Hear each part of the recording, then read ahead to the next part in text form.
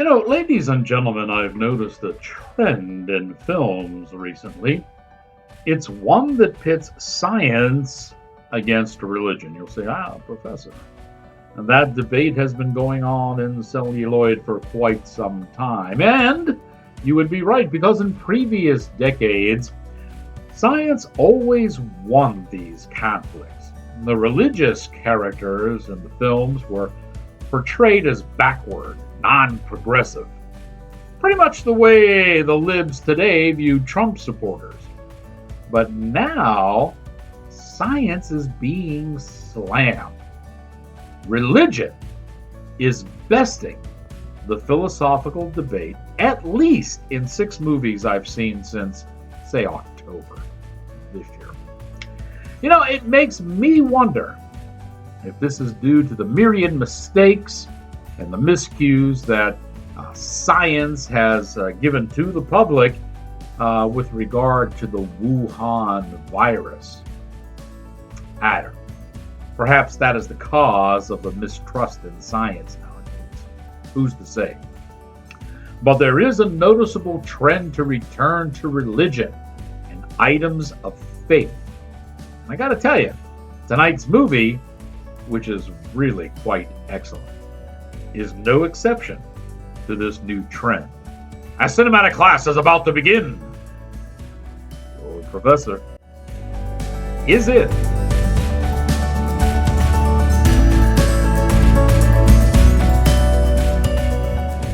Greetings, salutations, and other sundry affair.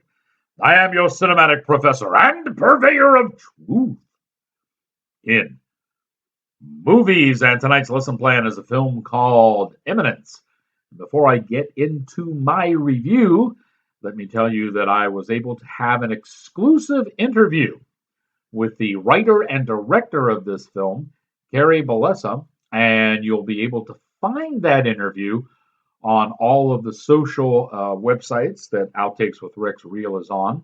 That includes Facebook and YouTube and MeWe and Gab and Parler and Rumble. Okay? And you'll also be able to find it, of course, on our home ship flag station, BP TV. And I believe they have their own YouTube channel also. You'll be able to find it there. Very interesting interview. And it gives a lot of in-depth, behind-the-scenes information on this movie. But let's get to the review, shall we? What happens in this movie? Well, a large, seemed to be navigating object lands in the waters just off of the Bermuda Triangle. Okay, we're in trouble already, right? A team of SETI observers, led by Roman.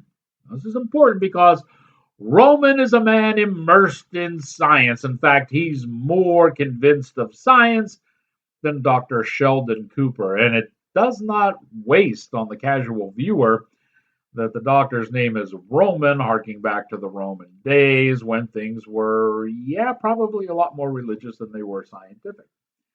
Kind of a neat little throw in there.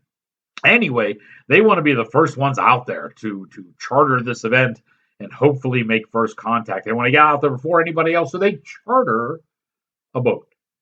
And Davis and Jonah run the boat.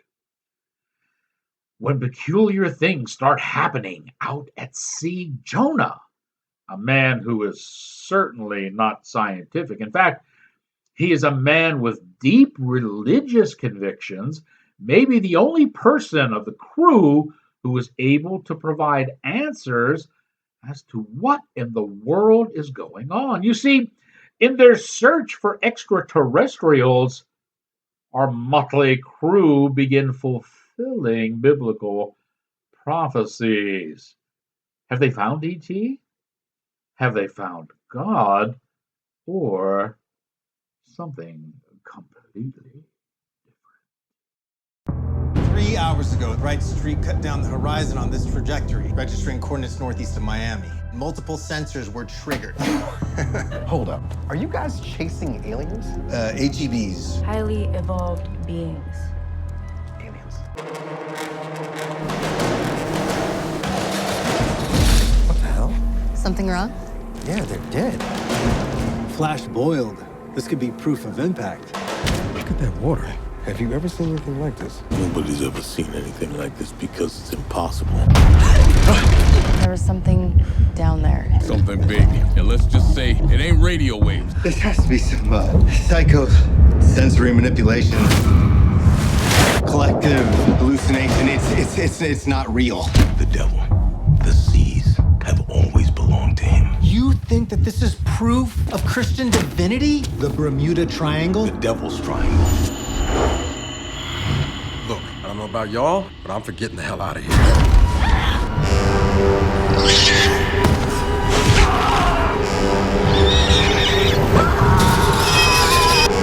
Everything you came out here to do, first contact, it's here.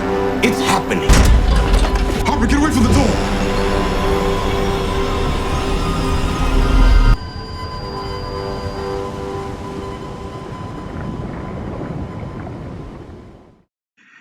All right, let me give you the names of some of the people behind the scenes here. Well, first, let's go in front of the camera, shall we? Michael Beach plays Jonah, and he does a really nice job in this. You'll be believing him by the time the movie is over. Anthony Ruvivar plays Roman. He's our scientist who just, there just has to be a logical explanation to everything that's happening.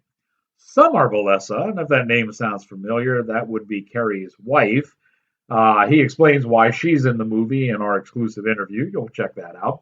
She plays Naomi, and her role was pivotal in this movie as well.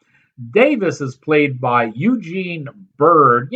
I kind of like the way he is in this movie because as things happen to the crew, he switches between the scientific and the religious depending on what happens. So he's kind of like the everyday man in that case. And finally, Jamie McShane shows up as, well, let's just call him the guy for now. Okay? As I told you, director and writer KERRY BELLESSA is responsible for this movie. His director of photography is Oscar Jimenez, and his editor is Josh Oram.